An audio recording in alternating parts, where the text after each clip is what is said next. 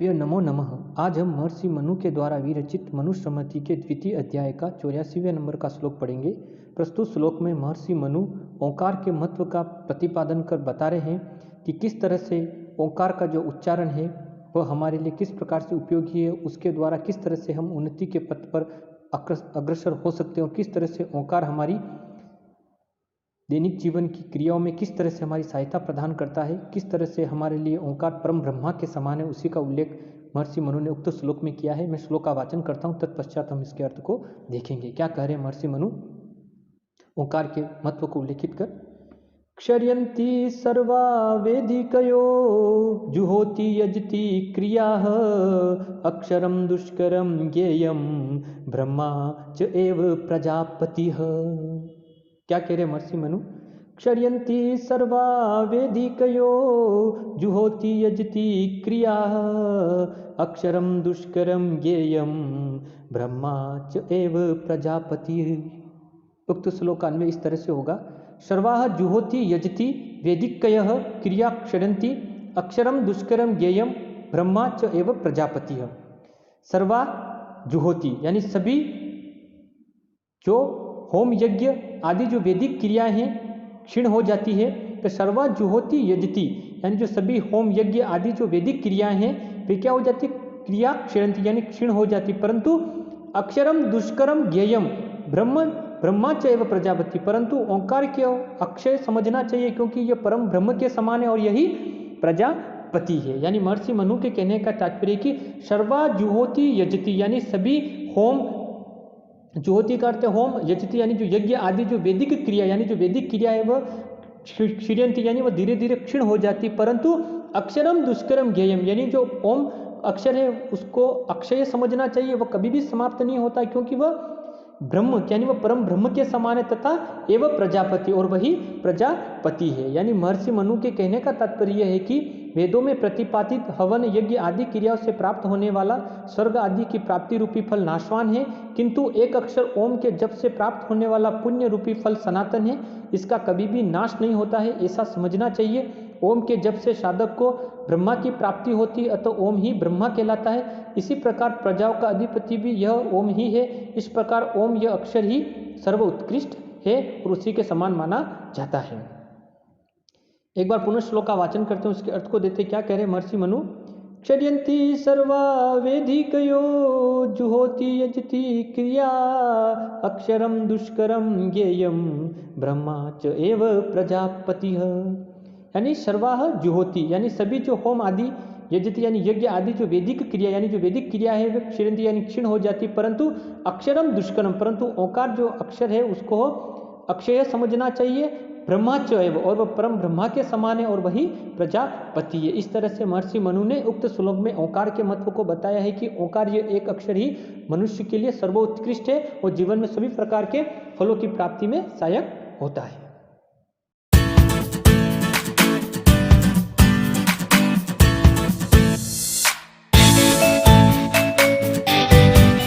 सर्वेभ्य नमो नमः। आज हम महर्षि मनु के द्वारा विरचित मनुस्मृति के द्वितीय अध्याय का 85वां नंबर का श्लोक पढ़ेंगे। प्रस्तुत श्लोक में महर्षि मनु ने जप के प्रकार तथा उसके वैशिष्ट्य को उक्त श्लोक में उल्लेखित किया है और यहाँ पर उन्होंने वैदिक यज्ञ और जप यज्ञ के बारे में हमें बताने का प्रयास किया है। मैं श्लोक का वाचन करता हूँ, तत्पश्चात हम इसके अर्थ को देखेंगे। क्या कह रहे हैं महर्षि मनु जप के प्रकार उसके वैशिष्ट्य को उल्लेखित कर। विधि यज्ञात जप यज्ञो विशिष्टो दशभिः गुणे उपांशु स्वाच्छायत गुणः शास्त्रो मानस स्मितः। क्या कह रहे महर्षि मनु? विधि यज्ञात जप यज्ञो विशिष्टो दशभिः गुणे उपांशु सवयाचात गुणः शास्त्रो मानस स्मृतः। उक्त श्लोक का अन्वय इस तरह से होगा। विधि यज्ञात जप यज्ञ दशभिः गुणेः विशिष्टः उपांशु सतगुणः सयात मानसः शास्त्र श्रमितः। यानी विधि यज्ञात यानी विधि यज्ञ से जप यज्ञ यानी जो जप यज्ञ होता है वह क्या होता है, 10 भी गुणे विशिष्ट यानी 10 गुणा श्रेष्ठ होता है। यानी महर्षि मनु के कहने का तात्पर्य है कि विधि यज्ञात जप यज्ञ, यानी विधि यज्ञ से जो जप यज्ञ होता है वह 10 भी यानी 10 गुना श्रेष्ठ होता है, और उपांशु शतगुण सयात, और उपांशु 100 गुना श्रेष्ठ होता है, और उपांशु जो यज्ञ होता है वह क्या होता है, उससे 100 गुना श्रेष्ठ होता है। तथा मानस शास्त्र सम्मत, और मानस जप 1000 गुना श्रेष्ठ कहा गया। इस तरह से महर्षि मनु ने उक्त श्लोक में जो जप के प्रकार उसके वैशिष्ट्य को बता रहे कि विधि यज्ञ यानी विधि यज्ञ से जप यज्ञ 10 भी गुणे विशिष्ट, यानी जो जप यज्ञ होता है वह 10 गुना श्रेष्ठ होता है, और उपांशु शतगुण सयात, और उपांशु शतगुणम यानी सत यानी 100 गुना श्रेष्ठ है। तथा मानस शास्त्र सम्मत, और मानस जो जप है वह शास्त्र यानी 1000 गुना श्रेष्ठ कहा गया। यानी यज्ञ 2 प्रकार का बताया गया हमारे शास्त्रों में, विधि यज्ञ तथा जप यज्ञ। यानी वैदिक विधि के द्वारा किया जाने वाला जो यज्ञ है वह विधि यज्ञ कहलाता है, तथा ओंकार आदि का जप करना जप यज्ञ कहलाता है। जप यज्ञ 3 प्रकार का होता है। पहला होता है वाचिक जप, जिसमें मंत्र का स्पष्टतः उच्चारण किया जाता है, और उपांशु जप, जिसमें जीवा आदि तो गति करते किंतु सीमित बैठा व्यक्ति भी मंत्र को सुन नहीं पाता, इतना मौन वाचन किया जाता है। और मानस जप, जिसमें मात्र मन में ही जप किया जाता है, मुख आदि अवयवों में गति नहीं होती है।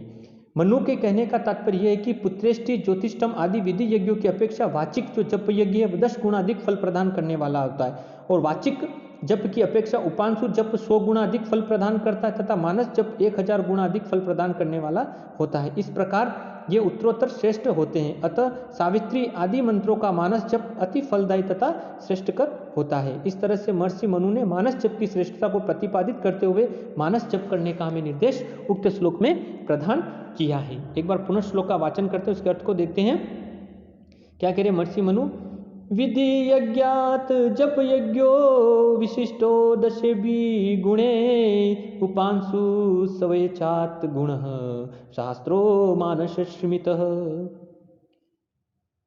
विधि यज्ञात यानी विधि यज्ञ से जप यज्ञ 10 भी गुणे विशिष्ट, यानी जो जप युग होता है वो 10 गुना श्रेष्ठ होता है, और उपांशु शतगुण सयात, और उपांशु शतगुणम यानी 100 गुना श्रेष्ठ होता है। तथा मानस शास्त्र सम्मत, और मानस जप गुण क्या होता है, शास्त्र सम्मत यानी 1000 गुना श्रेष्ठ होता है। इस तरह से महर्षि मनु ने उक्त श्लोक में मानस गुण की श्रेष्ठता को प्रतिपादित करने का प्रयास किया है।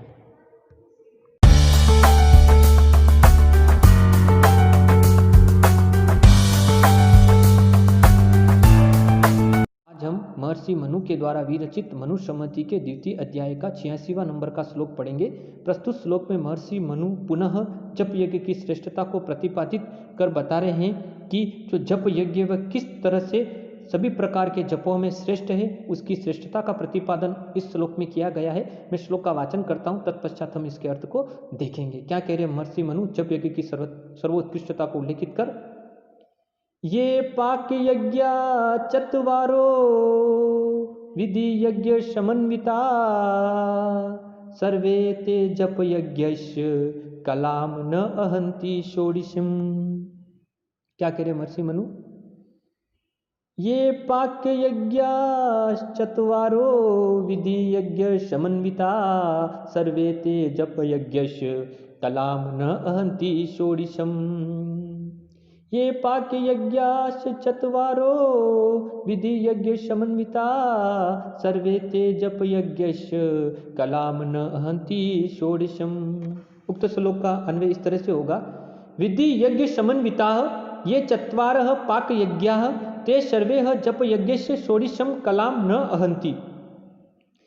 विधि यज्ञ समन्विता यानी विधि यज्ञ यानी विधि यज्ञ सहित जो ये चत्वार पाक यज्ञ यानी जो 4 पाक यज्ञ हैं, ते सर्वे यानी वे सभी जप यज्ञ से यानी इस जप यज्ञ के षोडशी कलाम न अहंति यानी उसके 16वें भाग के बराबर भी नहीं। यानी महर्षि मनु के कहने का तात्पर्य है कि विधि यज्ञ समन्विता यानी विधि यज्ञ सहित जो ये चत्वार पाक यज्ञ यानी जो 4 पाक यज्ञ हमारे माने गए हैं, वे ते सर्वे यानी वे सभी भी मिलकर जपस्य यज्ञ से यानी इस जप यज्ञ के षोडशम कलाम न अहंति यानी इसके 16वें भाग के बराबर भी नहीं है। इस तरह से महर्षि मनु के कहने का तात्पर्य यह है कि वैदिक विधि द्वारा किए जाने वाले यज्ञ वैदिक यज्ञ कहलाते हैं, तथा वैश्वदेव, होम, बलिकर्म, नित्य, श्राद्ध तथा अतिथि भोजन ये 4 पाक यज्ञ कहलाते हैं।